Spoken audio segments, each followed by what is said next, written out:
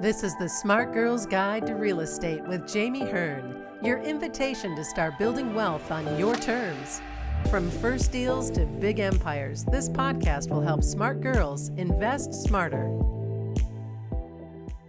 Hi, and welcome to the Smart Girl's Guide to Real Estate. I'm Jamie Hearn. Today, I'm super excited to spend time and share the wisdom of my close friend, Tamar Altshuler. She is the founder of the Mind Method and certified life coach. The Mind Method is a company dedicated to helping people rewire their thinking for success. As a certified life coach, she specializes in cognitive behavioral therapy, neuro-linguistic programming, and the law of attraction. Tamar's journey started when she overcame severe anxiety, leading her to the discovery of true power of the mind. Now she shares her expertise with others, helping them unlock their full potential. Welcome. Thank you so much. Thank you for having me. It's such a pleasure to be here. I'm super excited to share just a couple amazing nuggets that you and your fantastic husband have really used to catapult your success in life and the impact you're creating in the world. Yeah, okay. Oh, think of nuggets. I've got lots of nuggets. No pressure, because honestly, conversation with you, they just flow. So I always have can lots to say. So let's start with a little bit of your backstory. How did you end up starting down the path of personal development and learning how to really use your mind to change your reality? When it started for me, it was about 5 years ago. And I did not set out to do personal development or learn about my mind. It actually happened as a result of me developing a really severe anxiety and panic disorder, which for years I didn't even know that I had nor identify with. And if you had told me that I had anxiety, I would have thought that, you were probably speaking about somebody else because there's no way that I had anxiety. I was just someone who was very high strung. But I had a series of traumatic events happen in my life that I went to therapy for, but never quite, I guess, got closure on. And what ended up happening is because I repressed my emotions, my anxiety started to manifest itself very physically. And it started off slowly at first, as anxiety often does, with really small pains. For me, it was pain in my neck and headaches, which then turned into migraines. And then when I still didn't pay attention or start to reflect on what was causing the pain, and instead I just medicated the symptoms, my body eventually ended up getting to a point where it just completely broke down. And I literally ended up collapsing one day in my kitchen with my two little kids at home. And my 4-year-old said, Mommy, should we call daddy? Oh, At 4 years old. So we did end up calling my husband, and I ended up having to go to the hospital and have every single test under the sun and MRIs and CT scans, and everything was coming back normal. And I kept thinking that either the doctors weren't doing a very good job figuring out what was wrong, or that what I had was so rare that they hadn't found it yet. And this is actually really common with anxiety sufferers because a lot of them do end up getting very physical symptoms, which they associate with something wrong with the body. And often there's not the mind body connection, which is why a lot of anxiety symptoms and sufferers end up going unidentified. And so for me, when all of the tests came back normal, I then realized that, maybe it was true that I did have anxiety. And as soon as I realized that, I decided to devote a year of my life to learning how the mind and body worked so that I could learn to cope with my anxiety. And I'll tell you, in the beginning of the journey, I had a conversation on my couch with my husband where I told him that I was going to do everything that I could, but I just don't see myself being a happy person. And I just don't really think that I can tap into that state of joy that people seem to have. I mean, the idea of facing the rest of your life with no joy, holy cow, that is so heavy. It was really heavy. It was really heavy. And the funny thing, JB, is I talked to so many of my clients, and more people than you could imagine feel that way. They feel like they're having success in their job, they're really good in their field, they're making things happen, they've gotten a lot of accomplishments, but there's just something missing. And a lot of them say the same things that I said, which is, I don't know if I'm meant to be that silly, goofy, excited, passionate person. I don't even know what that looks like for me. And that was really the starting point of my company, The Mind Method, because as soon as I learned to rewire my own mind, I became extremely passionate about helping other people, because being on the other side of it now and seeing the change that you can make when you, in fact, learn how to harness the power of your mind, which then affects your body. Because, all of our realities start with our thoughts and our perceptions. Because a thought that you think enough times becomes a belief, and it's your belief that creates your reality. Right. That's And so so, Yeah, that's yeah. so powerful and such an often overlooked principle Mhm. that can shift things or keep you stuck in the same rut. We learn to live from the outside in. We learn to experience life as it happens to us. And we don't often realize that we are the creators of our own realities, and that in fact, our reality just tends to be a mirror of what we think on the inside and how we feel about ourselves and the world around us. So a lot of people may be saying, what does this have to do with real estate? I know we're deviating a little bit Yeah. from the mindset work, but tell us about the company that you and your husband have built around real estate and how mindset is the foundation. Yeah, that's such a great question. And I'll say probably 90% of our clients are all in real estate, and they come to us because they've seen our success and they say, "Oh, can you help us get the same success in real estate that you guys have?" And we say, "Sure, it starts with your mindset. Let's start setting goals and learning how to reprogram your mind." And they say, "No, no, no. I have a great mindset. That's not what I'm here looking for. I just want, give me the real estate." So we have our two businesses. We have our coaching business and we have our real estate business. And the single biggest um, piece that went into our success with real estate was, in fact, learning to set really big goals and realizing that it takes the same amount of energy to do the small stuff. It takes the same amount of energy to be a bird dog or to do a flip or to wholesale as it does to go and do an acquisition of a $4 million RV park. Right. And so a lot of our clients will come to us and they'll say, I would like to get into real estate. I've been in sub two for a year or two. Can I bird dog for you? And we say, why bird dog for us? Why not go and acquire the property for yourself and operate it for a year? And they say, no, no, no. I just don't, I'm not there yet. I'm not ready yet.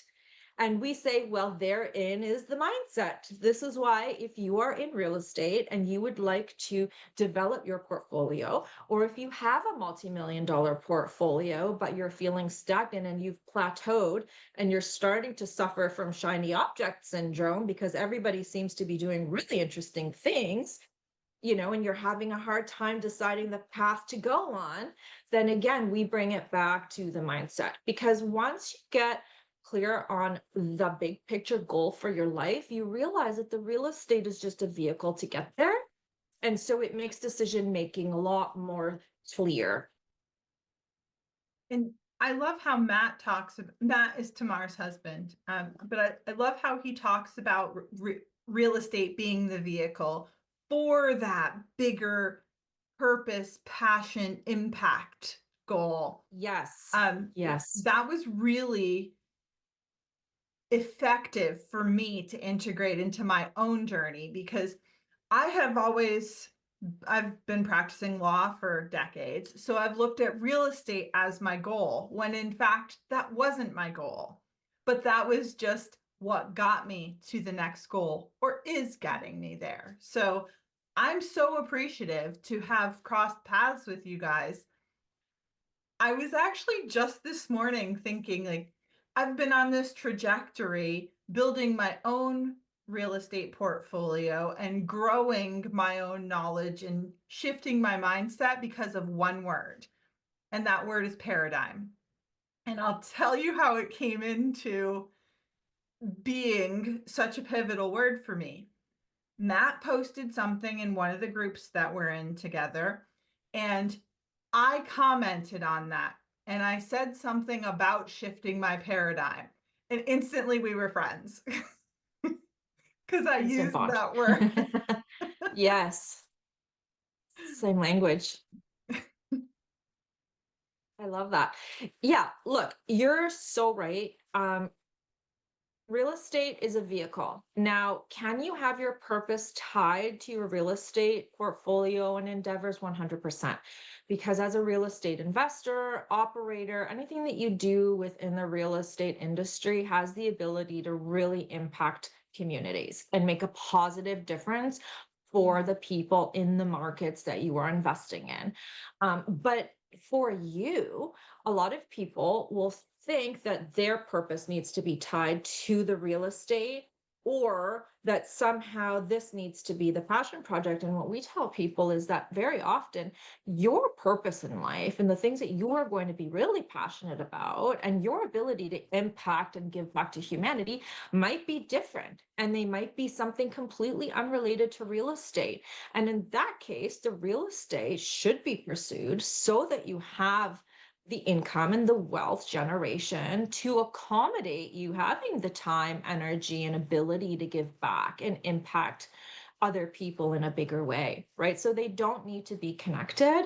And real estate often is the vehicle for people to be able to generate a big enough income so that they can leave their W 2 and be able to make greater impact on the world around them. And that's great.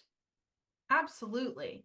One of the things that has come up a lot in conversations with other investors and people in general interested in real estate is they don't dream big enough. They don't give themselves permission to step outside what they formerly looked at as enough.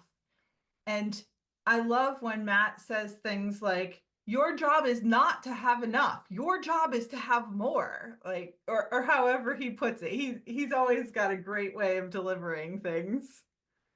100% there. Guys, we need to take the stigma out of wanting more. You should want more and you should want to be wealthy. Being wealthy is a good thing. There should not be a stigma attached to it. You are not selfish if you want to generate wealth. You are not being greedy. Money is not the root of all evil. And every person should want to be wealthy because the more money you make, the more time, energy, and freedom you have, and to be able to give back to the world around you. And the more money you earn, the more money you're able to impact other lives with. So everybody should, in fact, want to be wealthy.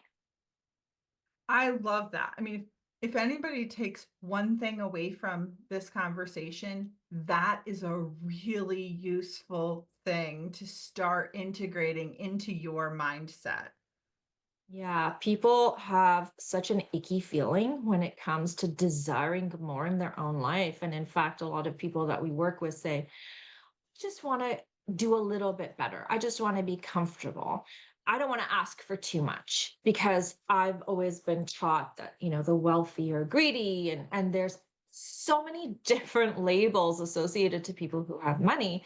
And we always encourage people to really get out of that limiting belief and start to understand that wealth is a really positive thing because it's a vehicle for you to be able to impact others. And that's something that you should want.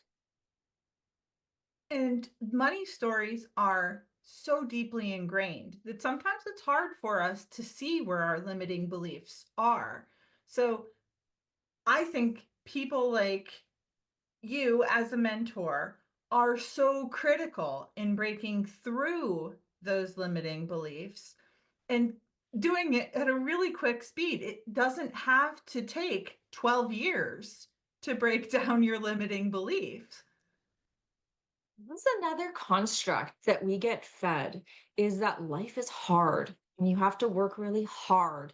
And if you want to make changes, that takes a lot of time, right? Because that tends to keep us in our little box. And in fact, if we anticipate that creating wealth is hard, or that life is supposed to be hard, or that we have to work really hard, or that if we want to change, that's going to be really hard, well, guess what? That's probably going to come true. It's called a confirmation bias. We are going to find reasons why that's true for us. And life will show us evidence of that every single day so that we can go to bed saying, see, I knew it. Life is hard. And when you realize that that's a story that you're telling yourself and you're able to release the idea and be willing to be open to receive and start to let things flow and let your wall down and your guard down, and in fact, decide to have higher standards for yourself in the world around you, big things can happen in a relatively short amount of time. And starting to understand your relationship with money and where that comes from, and starting to realize the limitless potential that you have within you to generate whatever amount it is that you want, that can be a really big game changer for people. And they're often very surprised at how quickly that can take effect once you make the conscious decision to change how you see money. Yeah, and this lightning speed that it occurs, sometimes I don't even notice when things shift until after the fact. And a deal comes in and it all falls into place. And I look back and I'm like, ooh, that happened really smooth and quick.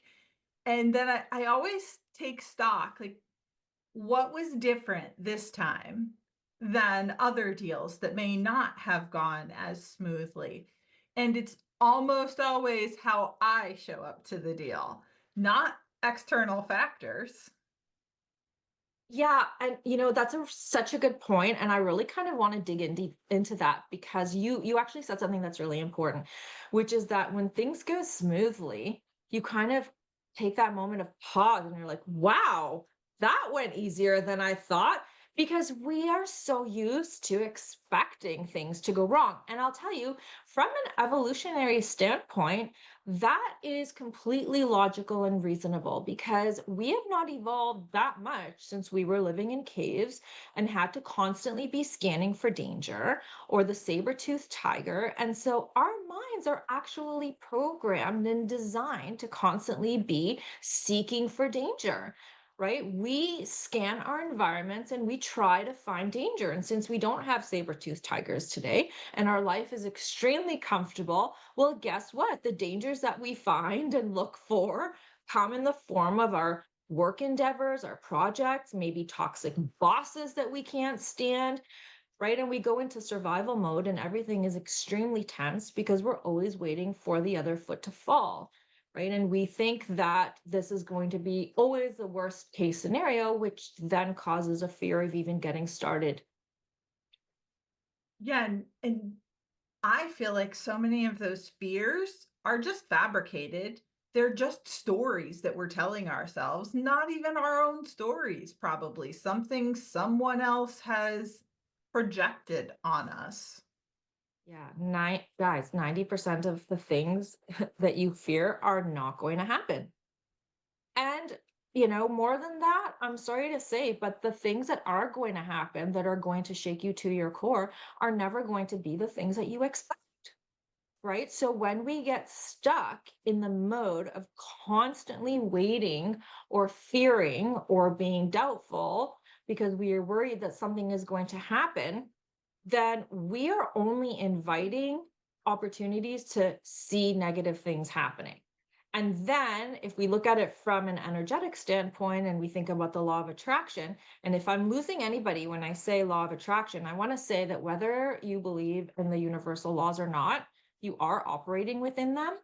And so the quicker that you start to understand them and use them in your favor, the faster you will see results. Because fear, worry, and doubt, they are not serving you well. You need Yeah. to be able to release fear, worry, and doubt. All they do is they cause tension in your body, they cause a lower vibration, and all of the real estate endeavors that you are trying to take when you are constantly stuck in your limiting beliefs and the worries, then you're probably missing out on opportunities that were meant for you that are trying to find you that you are blocking. My favorite is when someone bumps up against a challenge in a real estate deal and they say, "Oh, this is the universe telling me that this isn't a good deal," even though everything else is indicating it's a good deal. That's an excuse. I can't tell you how many times I hear that. Or people will say, "Oh, see, I knew it. I just don't think I'm cut out for this." Or people who have a really amazing portfolio and want to go to the next level will get in their own heads and think that this is a sign that they're getting too big, right? And that they need to go back. And it's like, no, you're putting thoughts in your own mind and you're preventing your own success. Admittedly, I have fallen victim to that one. As I've been scaling my own portfolio, I'll get some like cherry deal for a single family residence, and I'm not interested in buying single families at the moment. I'm like, oh, well, maybe I should just buy this one. I mean, the universe presented it to me. You know what that is? That is a perfect example of a test. That Yes. is you being tested to see if you are going to slip back into a scarcity mindset, and you will take that opportunity to play it small because you want to rely on the income that that is going to provide you, rather than having such a strong belief in yourself and your abilities that you are willing to turn down the smaller opportunities in order to make way for the bigger opportunities, which is what you were actually meant to do. Growth does not come without discomfort. And so, something that I tell all of my real estate and investor friends and clients is you need to get really comfortable being uncomfortable. I say that all the time, generally in a slightly different context, but same Mhm. principle. Yeah. Yeah. And look, show me a millionaire, billionaire who has not made mistakes and lost money along the way. So these are never red flags, and failure is part of the process to success.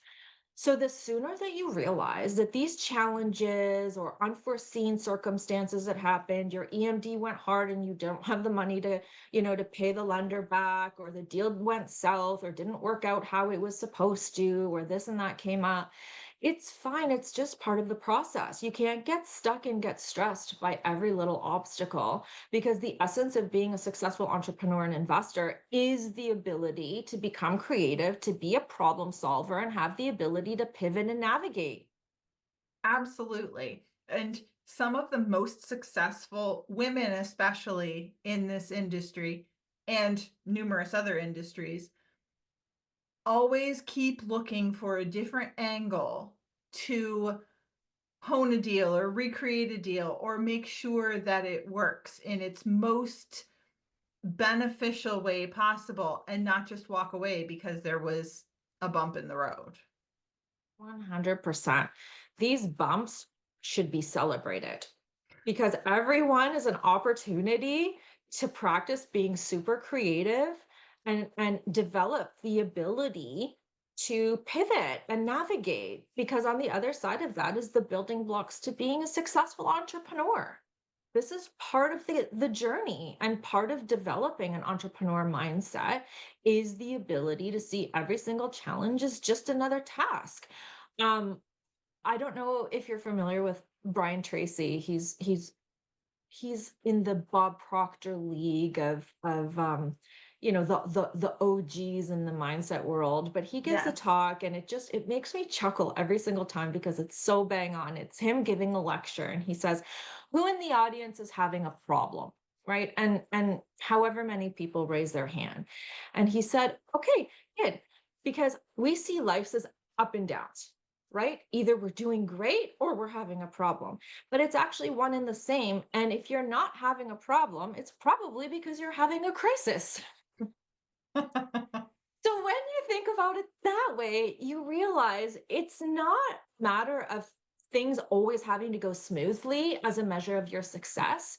You are going to have challenges and you are going to have obstacles, but that's just part of the path to get to where you're going. Yes. So And that makes me I feel chuckle like every time. if you didn't have problems and obstacles, like you're playing it way too safe then. 100%. Things need to be scary, and it's a true saying to say that you literally fail your way to the top. You're going to fail 100 times and then you're going to succeed, and it's all part of the process. I mean, I've had numerous businesses that haven't panned out the way that I had anticipated. Like I have owned businesses from a tequila import company to a property management company. Like I've done a lot of things and some have been really amazing, others have been not quite as amazing. And sometimes that's a part of it. And what I would say there is, for you, and we've had conversations about this, it's always going back to creating the bigger picture, right? Yeah. Because often we get so busy trying to plan our next move, right? And trying to figure out what the next step is for us in our career. What is my next action step that I can take in order to generate the type of income that I want, or step into another field or area that I might be interested in? And sometimes we need to reverse engineer. We need to get really clear on the big picture that you want out of your whole life. What does an ideal life look like? Because then decision making gets a little bit more clear and simple, because every decision that you could possibly take, you only have to ask one question, which is, does this take me closer to my goal? And if the answer is yes, okay, you explore it. And if the answer is I'm not sure, don't even do it and you move on. Well, and if it's a task that doesn't move you closer to your goal, but is still necessary, outsource it. Yes. Oh my gosh. 100% buy back your time. Put Yes, people in place that can do it better than you, so that you can focus on driving your business forward. We spend so much time as humans focusing on the things that we are not good at and trying to get better at them. And we don't spend nearly enough time celebrating the things that we are really good at and our strengths, even though those are the keys to our success. When was the last time you sat and really tried to hone in on the skills that you're already amazing at? Chances are you're probably trying to get better at something you're not as good at, right? Where you could be putting people in place, just like you said, to do the things. And by the way, they're probably going to do it better than you. absolutely. I've been talking about this with my husband. I'm a visionary. I am not an integrator. So making sure that the property taxes are paid and all of the insurance premiums are paid on all of our properties, that is not my brilliance. But there are people who love doing those linear check the box kind of things. And they contribute to my business just as much as I do. Mhm. Isn't that funny? We live in a day and age where people are really honed in on certain expertise that they really love. And so, why not allow them to shine in roles that they are great at, so that you can focus on doing the things that you're great at? Absolutely. And the keys to the success is going to be in your strengths. Because the more that you get to know the things that you are good at, and the more that you develop your strengths, you're going to really make a place for yourself in a way that you are able to be of service and add value to your business and really drive it forward in a much bigger way than you could trying to do all the things. Yeah, absolutely. That's a lot of people are stuck in that mindset like, oh, I can't afford to bring in someone to do it. And my opinion is, I can't afford not to. Your business is going to have a much higher ROI when you put people in place that are really good at the things that you are not good at, and you are able to focus on the things that you are good at. The end result is going to be a lot bigger than you slipping into the scarcity of thinking that you can't afford it. Absolutely. Mhm. Um, you have so much wisdom to share, and I encourage anyone who is interested in anything we've talked about today to connect with Tamar and dig into some of the concepts that we've shared with you today, because it really is the foundation for you to springboard into the next level of success, whatever your business is, whether you're a realtor, a wholesaler, a lender, or an investor like I am and like Tamar is. What's the best way for people to find you? Yeah, so you can find me on Instagram. I'm always active. My handle is the dot Tamar dot Altshuler. I know it's a long name. You'll probably have it in the description, I, Jamie. I certainly Um, will. Thank you. And we do offer several tiers of programs. So if you want to work with me and my husband, we work together. We have a 6-month intensive program. We also have a very low ticket subscription. So if you want to get introduced into the mindset world and start to integrate into an amazing community, then you can do that as well. So feel free to shoot me a message. You can also email us at info@mindmethodprograms.com. I will include the links to some of the programs that Tamar has mentioned. And just as a little teaser, Tamar has a couple really cool things coming up in the very near future. So keep an eye out. We'll have her back to talk more about those. Very exciting. Thank you. Ooh, that sounded so seductive. Yes, and you're absolutely right. So stay tuned. Tamar, thank you for sharing this time and all of your amazing wisdom with us today. Oh, it's my pleasure. Thank you so much for having me on. Thanks for tuning in. I'll see you next week on the Smart Girl's Guide to Real Estate. Thanks for listening to the Smart Girl's Guide to Real Estate. If you loved today's episode, be sure to follow, rate, and share it with another smart girl who's ready to build generational wealth.